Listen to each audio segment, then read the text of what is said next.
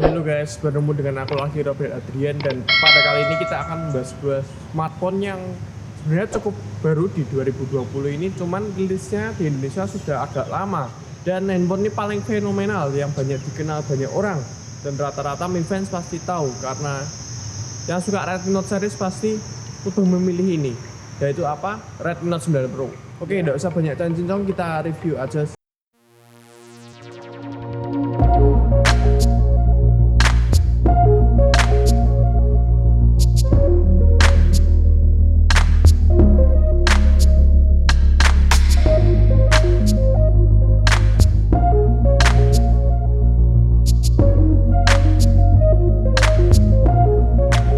Si Redmi Note 9 Pro ini menggunakan prosesor Qualcomm Snapdragon 720G. Ya, namanya aja G, pasti gaming.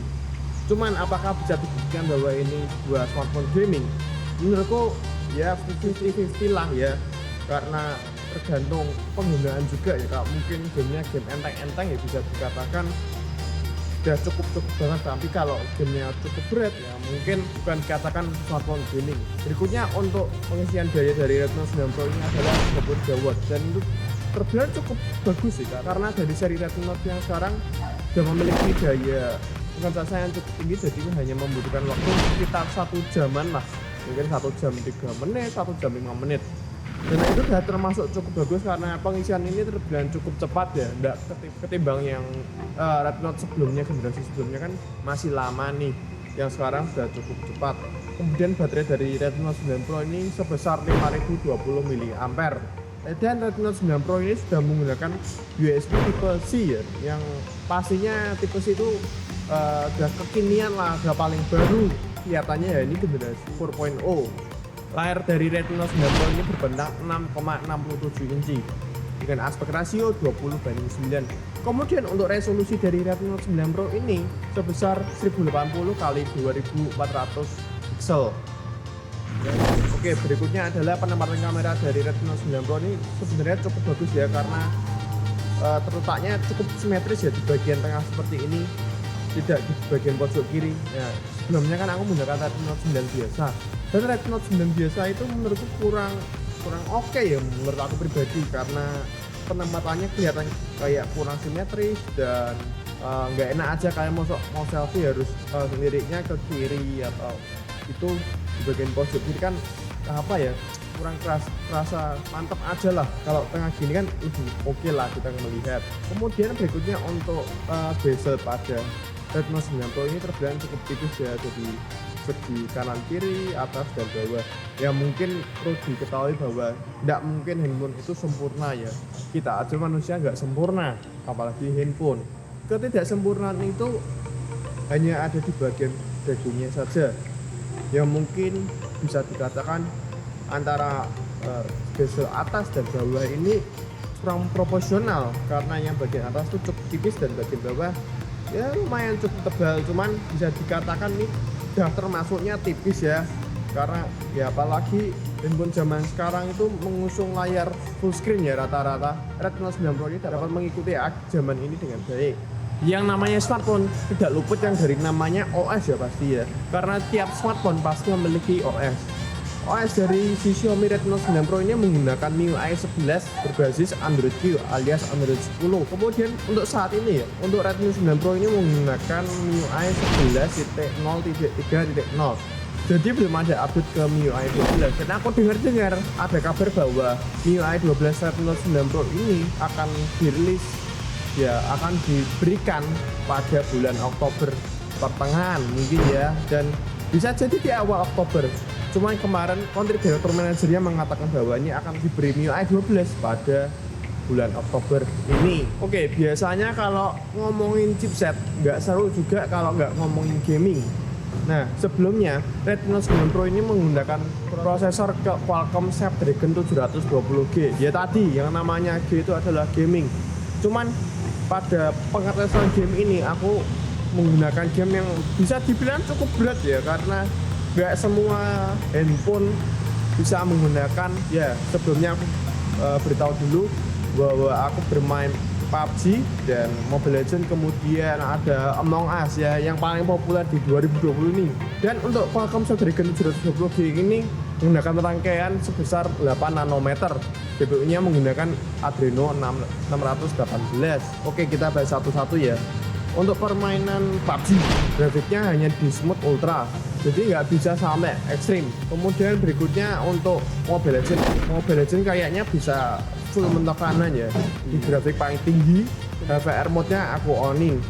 Selanjutnya untuk Among Us ya, pastinya kalau Among Us kan nggak butuh yang apa ya, neko-neko grafiknya, karena yang aku tahu untuk saat ini sebenarnya untuk Among Us kan masih kayak pixel-pixel gitu ya, jadi kayak kurang masih enak aja untuk dimainkan buat aku ya. Aku lebih seneng kayak yang game PUBG kan grafiknya kelihatan banget tuh, kan gambar pohon gini kelihatan bisa realistik gitu. Oke, berikutnya untuk Antutu ya, memang Antutu bukan sebuah patokan untuk apakah ini smartphone yang oke atau smartphone yang tidak oke. Ya dengan Antutu mungkin orang awam akan menilai bahwa dengan skor begini handphonenya seperti ini ya. Untuk saat ini Redmi Note 9 Pro ini memiliki skor Antutu sebesar 250.000, 5.572, dan menurutku dengan skor segitu ya memang sih masih di bawahnya Redmi Note 8 Pro, cuman kok kelihatannya lebih oke aja ya, karena ya rata-rata orang awam akan memilih Snapdragon ketimbang MediaTek karena ya dari brand tentunya ya. Dengan banyak orang mengira bahwa Snapdragon itu lebih oke, gak gampang panas, tapi mungkin Xiaomi juga mempercayai hal itu, makanya di Redmi Note 9 Pro ini merubah dari MediaTek kembali ke Snapdragon lagi. Kemudian berikutnya untuk kamera belakang ya, tentunya yang belum kita bahas. Kamera belakang dari Redmi Note 9 Pro ini memiliki resolusi wide angle-nya yaitu 64 megapiksel. Untuk aperture-nya saya lupa ya, nggak ngafalin aperture-nya, karena menurutku juga di smartphone itu kayak aperture nggak bisa diatur manual juga ya. Lensa berikutnya adalah lensa ultra wide angle. Ultra wide angle ini memiliki resolusi sebesar 8 megapiksel, kemudian sudutnya sebesar 123 derajat. Dan berikutnya adalah lensa depth sensor ya. Ini menurutku kayak handphone zaman sekarang kok rasanya gimmick banget ya, masih menggunakan lensa depth sensor. Menurutku kayak gak guna aja, mending kasih telefoto ya kak. Telefoto kan memiliki dua fungsi, yaitu bisa menggunakan foto bokeh kayak depth sensor ini dan bisa memfoto jarak dengan jauh. Kemudian berikutnya untuk lensa yang paling terakhir adalah lensa makro. Lensa makro ini memiliki resolusi sebesar 5 megapiksel. Nah ini lagi-lagi menurutku pribadi ya, karena aku lebih suka yang efisiensi ya. Jadi kayak untuk lensa makro ini juga menurutku lensa gimmick, karena sebenarnya untuk lensa makro bisa diambil dari lensa ultra wide angle. Brand tersebut harus memilih lensa ultra wide angle dengan benar ya. Contohnya ya kayak Mi 10 Pro 5G, itu lensa ultra wide angle-nya cukup bagus ya, dengan bisa dedicated dengan makro ya, karena lensanya tidak lensa fix melainkan lensa fokus. Dan menurutku overall untuk kamera dari Redmi 9 Pro ya sebenarnya nggak ngecewain banget, juga nggak jelek-jelek amat ya. Sebenarnya pasti nggak bagus banget, yang nggak jelek-jelek amat intinya itu. Kemudian berikutnya untuk penempatan fingerprint. Nah ini merupakan apa ya, tren yang cukup baru ya di Xiaomi ya tentunya, karena sebelumnya tidak pernah menggunakan hal ini. Karena Xiaomi Redmi 9 Pro ini menggunakan fingerprint yang terletak di bagian kanan sini, dan menurutku cukup pas saja ya, karena orang rata-rata kayak aku nih misalkan membuka smartphone kan rata-rata orang memegangnya di tombol power off. Pada seri ini akhirnya Xiaomi merilis dengan fingerprint bagian kanan, jadinya rasanya pas aja ya, pada saat dibuka gitu bisa buka. Kan zaman sekarang kan usum fingerprint di dalam layar. Mungkin orang yang kebiasaan di dalam layar ya oke-oke aja, tapi orang yang biasanya tidak menggunakan fingerprint dalam layar, mereka akan memencet pada tombol power off rata-rata atau enggak bagian belakang sini. Cuma kan kalau sini kan lebih ribet, kemudian dipindah di bagian kanan sini. Berikutnya untuk face unlock ya, menurutku face unlock di Redmi 9 Pro ini apa ya, kurang safety aja ya, karena sampai sekarang lah ya Xiaomi belum pernah merilis face unlock dengan tipe 3D ya. Sebelumnya karena di Xiaomi sampai sekarang belum ada sensor biometrik pada smartphone mereka, jadinya mau tidak mau mereka hanya menggunakan teknologi 2D saja. Dan keamanan dari face unlock 2D kan juga tidak begitu terjamin ya. Oke, kita masih berkutik pada kamera depan. Kamera depan dari Redmi 9 Pro ini memiliki resolusi sebesar 16 megapiksel.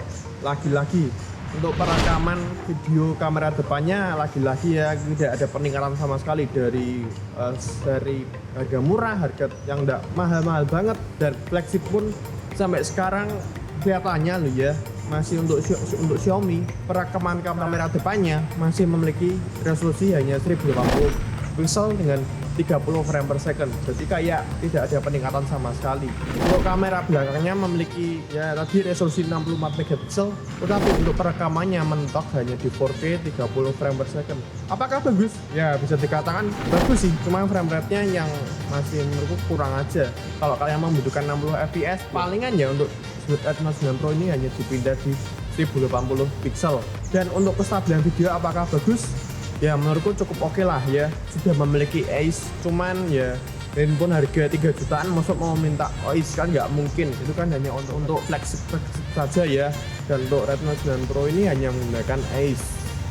Oke, berikutnya ini fitur yang tidak pernah dilupakan oleh Xiaomi ya dari generasi pertama sampai sekarang, apa yaitu infrared blaster dan jack audio. Karena pada seri Redmi Note series Xiaomi pasti tidak pernah melupakan yang namanya jack audio dan infrared blaster. Handphone flagshipnya Xiaomi aja masih ada infrared blasternya loh bro. Nah apalagi yang mid range gini pastinya sudah memiliki juga. Dan kegunaan infrared blaster kalian pasti tahu lah, yang mungkin menyalakan TV, menyalakan AC. Kemudian untuk jack audio ya memang sih untuk handphone flagship sekarang sudah nggak ada, tapi untuk Redmi Note series masih dipertahankan memiliki jack audio. Oke, berikutnya kita bahas untuk bagian-bagian bodi ya. Ya yang pertama di bagian kanan ya memiliki tombol power off serta fingerprint yang tadinya memiliki tombol power off bareng dengan tombol fingerprint yang tentunya mempergampang ya, mempermudah untuk pembukaan kunci. Kemudian ada tombol volume atas dan volume down, pengeras suara atau penurun suara. Di atas ada mic dan ada infrared blaster. Dan di bagian samping kiri memiliki SIM tray. Yang tentunya SIM tray-nya ini dual SIM plus 1 micro SD. Ya itu yang paling dicari-cari rakyat Indonesia bro. Makanya orang-orang Indonesia rata-rata membeli ini karena itu. Kemudian berikutnya bagian bawah ada USB Type-C dan ada jack audio. Nah, ngomong-ngomong untuk Redmi 9 Pro ini hanya memiliki satu speaker saja ya, tidak kayak flagship yang stereo speaker gitu. Untuk Redmi 9 Pro ini cukup satu speaker saja. Kan nggak mungkin juga kalau kalian dengan 3 juta Xiaomi memberikan dual speaker, kan kayak budgetnya nggak masuk lah, anggap seperti itu. Oke, berikut ada hasil foto dan video dari Redmi 9 Pro ini. Menurut kalian bagaimana? Bagus atau tidaknya kalian bisa menilai sendiri. Karena tiap smartphone rata-rata hasilnya akan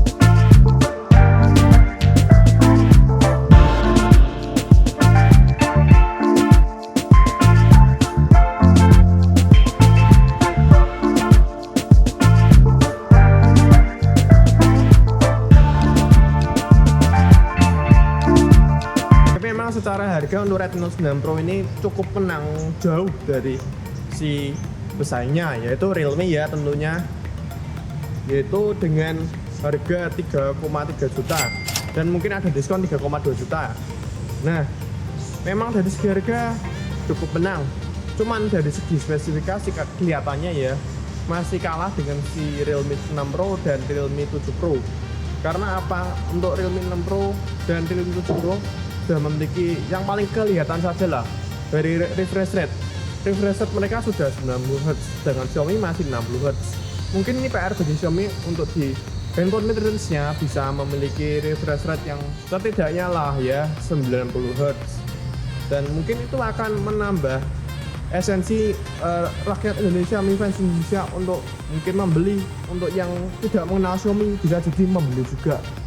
Dan berikutnya untuk software, ya mungkin tiap software dari si Xiaomi itu menurutku pribadi ya itu berbeda-beda, dari kasta flagship, kasta mid-range, dan kasta yang paling rendah. Menurutku softwarenya akan berbeda-beda. Ya kebetulan untuk Redmi Note 9 Pro ini termasuknya kan mid-range, seharusnya sudah cukup bagus sih untuk kalangan-kalangan yang tidak membutuhkan handphone flagship dan memiliki budget yang pas-pasan. Karena apa? Menurutku Xiaomi sudah mengoptimalkan untuk softwarenya, yaitu dengan untuk saat ini ya masih MIUI 11 dan mungkin akan ada update ke MIUI 12 itu. Nah, pertanyaannya sekarang, apakah handphone ini worth it untuk dibeli ya? Menurutku ya, untuk kalian yang memiliki budget yang pas-pasan, mungkin budgetnya hanya 3 juta pas atau 3,2 juta atau 3,3 atau 3,5, saranku ya mending milih ini sih, Redmi Note 9 Pro, karena menurutku untuk refresh rate ya, kembali lagi ke refresh rate mungkin tidak begitu pengaruh mungkin ya untuk seri Redmi Note ya, mungkin karena juga layarnya menggunakan LCD IPS saja, jadi kayak kelihatannya kurang goldring juga ya. Apakah ini worth it? Menurutku ya cukup worth it. Tetapi untuk saranku, kalau kalian memiliki budget yang lebih, kembali lagi dengan kalian apakah mau membeli handphone ini atau tidak. Oke, terima kasih yang sudah menonton video review Redmi Note 9 Pro sampai selesai. Dan jangan lupa untuk klik subscribe di bawah jika kalian belum subscribe channel ini, dan jangan lupa untuk nyalakan tombol loncengnya agar tidak ketinggalan notifikasi dari aku.